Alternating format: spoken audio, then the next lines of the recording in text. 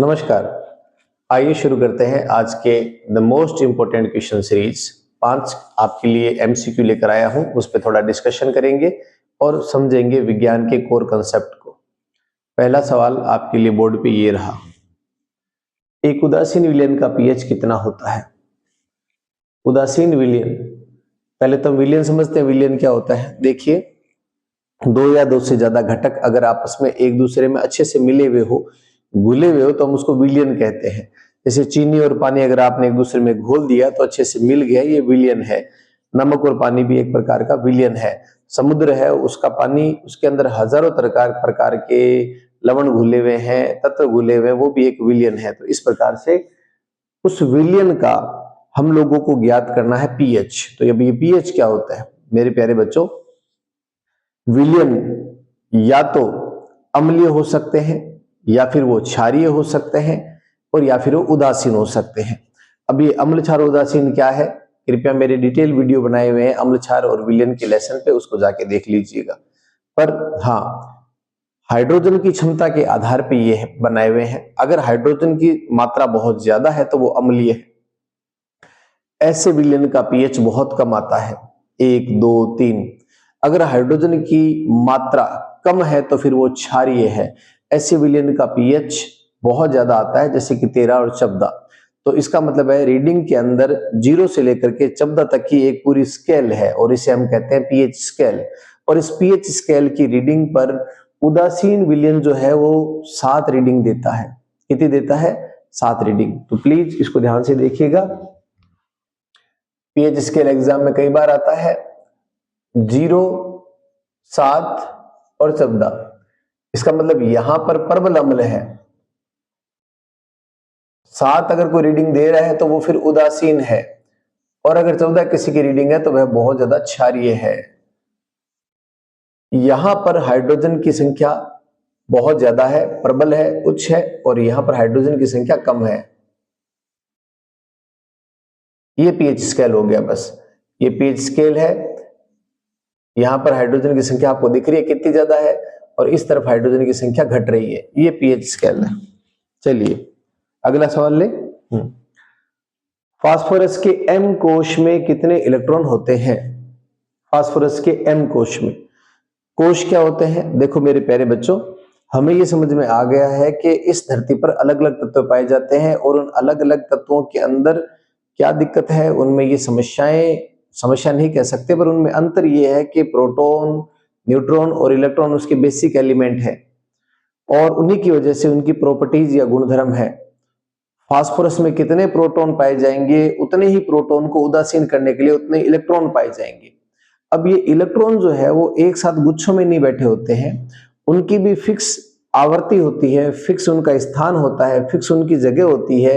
वो जिन जगहों पे पाए जाते हैं, जहां पे उनके पाए जाने की बहुलता ज्यादा होती है, उसको हम कोश कह देते हैं। के, एल, एम, एन, ओ, इस तरह के कोश होते हैं। इनको 1, 2, 3 भी कह देते हैं।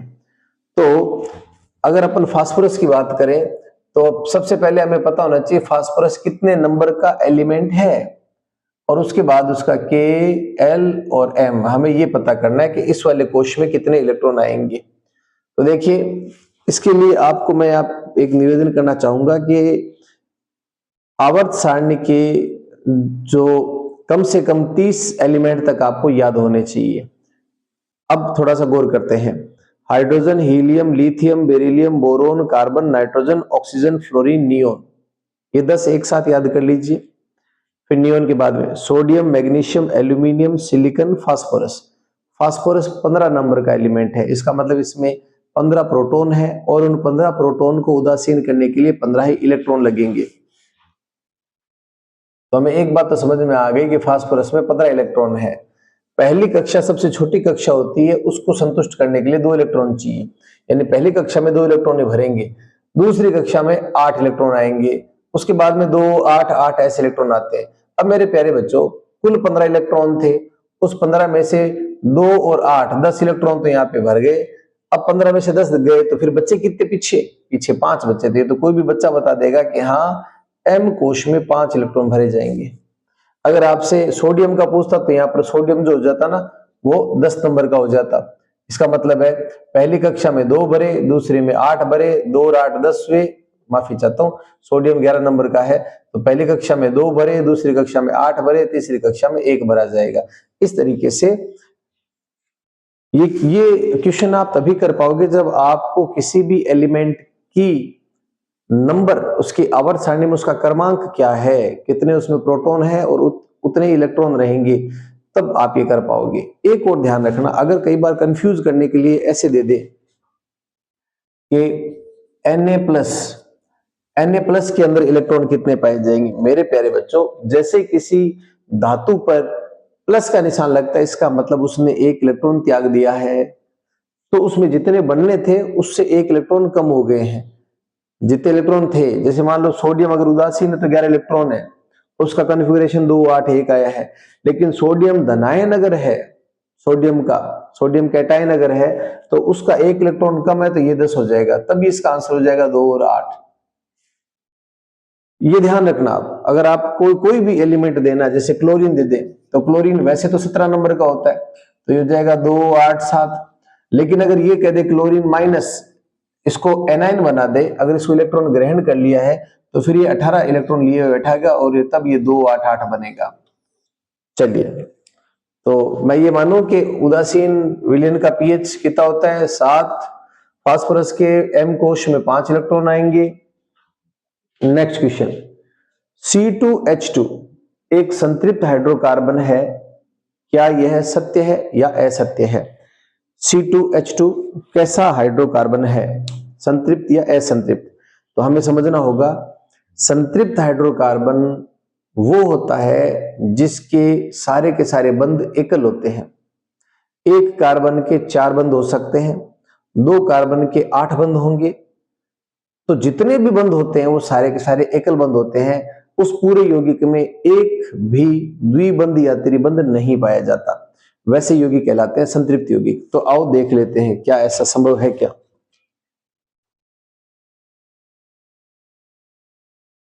देखिए, C2 इसका मतलब है 2 कार्बन है, ठीक है, और H2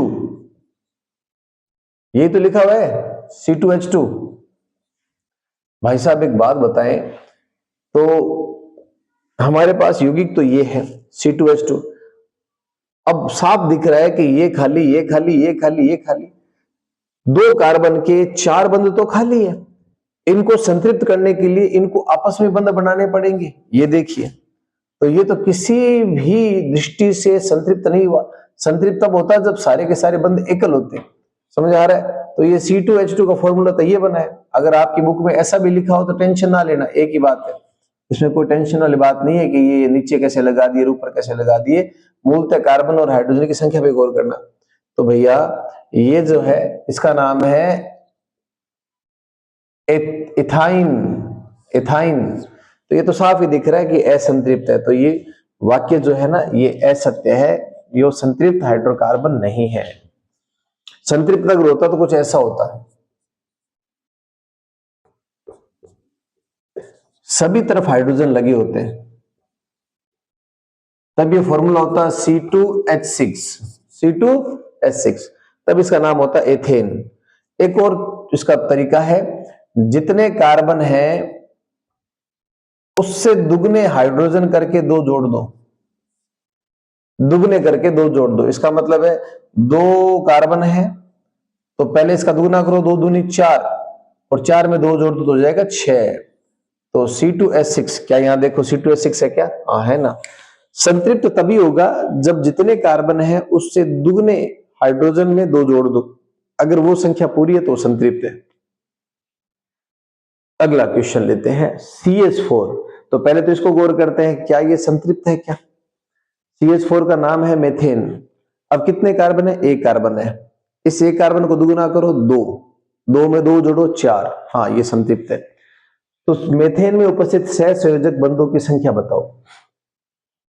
देखो मेरे प्यारे बच्चों, लगभग जब मेथेन पूछा तो क्या पता एथेन भी पूछ ले। गौर करना, ये जो आपके पास स्ट्रक्चर है इसमें जितने ये डंडे है ना ये गिन लो, ये बंद है इसके 1 2 3 4 5 6 7, तो इसके अंदर कुल 7 सह संयोजक बंध है।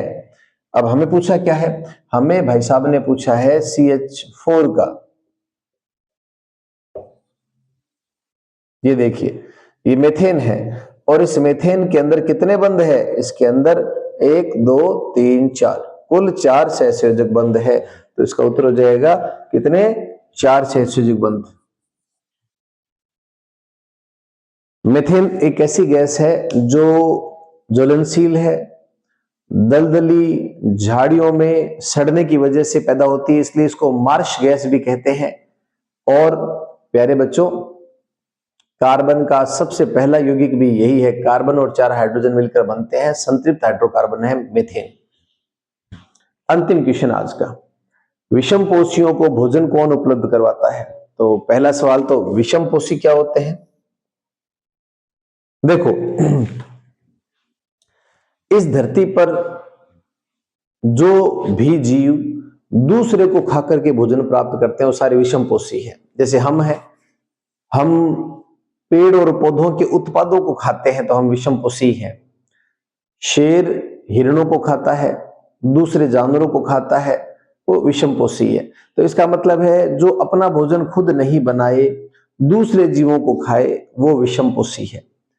तो कुछ बच्चे कहेंगे कि सर इंसान तो अपना भोजन खुद ही बनाते हैं, रोज सुबह मम्मी टिफिन बनाती है, पापा के टिफिन भी डालते हैं, हमारे साथ भी टिफिन भेजते हैं। मेरे प्यारे बच्चों, मम्मी ने गेहूं नहीं बनाया, गेहूं किसान ने उगाया था, पर वास्तव में उसके अंदर जो उत्पाद है ना वो खुद पौधे ने लगाया है। तो अनाज उत्पादन का मुख्य काम है पादप का। इस धरती के लिए जितना भी भोजन उपलब्ध करवाना है वो सबसे ज्यादा हरे पादपों का काम है, और हरे पादपों को कहते हैं उत्पादक। क्या कहते हैं?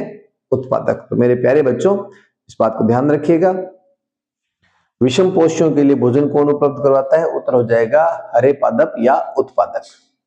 तो शुभकामनाएं, सीखते रहिए, पढ़ते रहिए, मिलेंगे अगले वीडियो में। धन्यवाद।